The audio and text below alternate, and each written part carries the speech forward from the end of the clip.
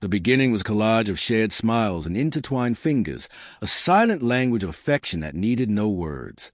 He was the anchor in a chaotic world, a steady presence that calmed the storms within her.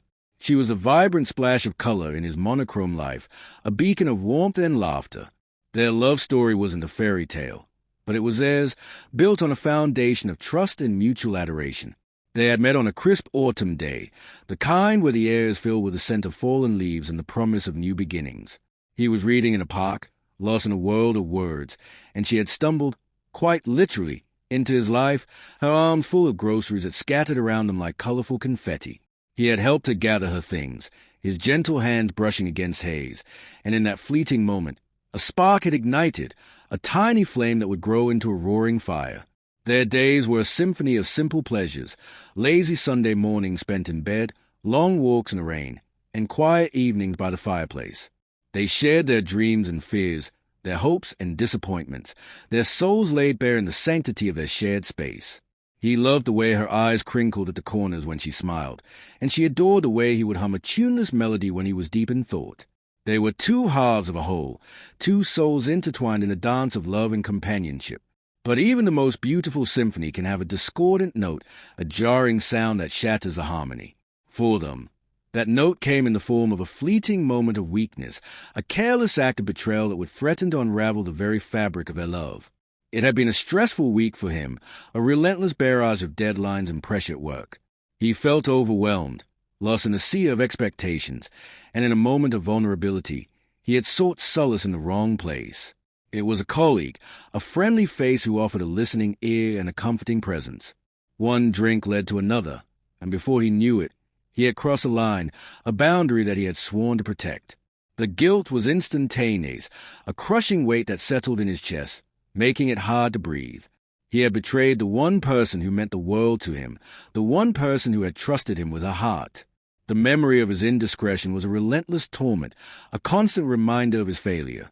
He knew he had to tell her, but the words were lodged in his throat, choked by fear and shame.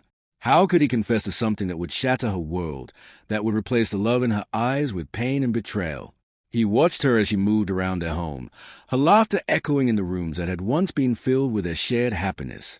The sight of her innocent joy was a dagger to his heart, a painful reminder of the storm that was about to break. He finally mustered the courage to confess, his voice a mere whisper as he recounted his moment of weakness.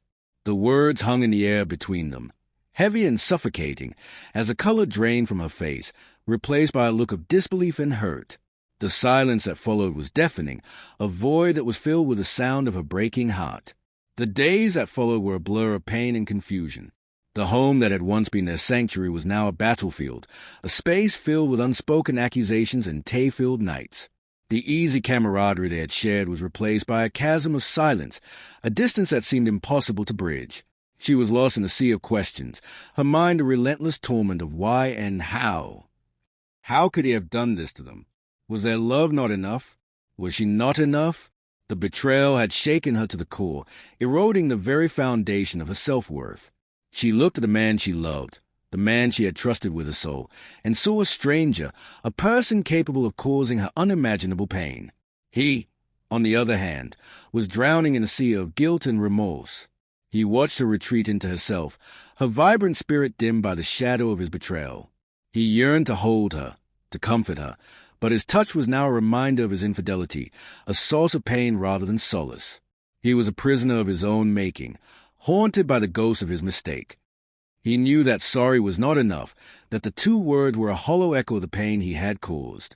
He had to show her, through his actions, that he was truly remorseful, that he was willing to do whatever it took to earn back her trust.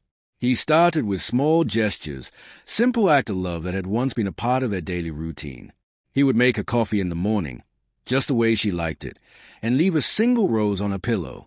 He would cook her favorite meals, even though she barely touched them, and sit with her in silence, offering his presence as a silent apology. He wrote her letters, long, rambling letters that were filled with his regret and his unwavering love for her.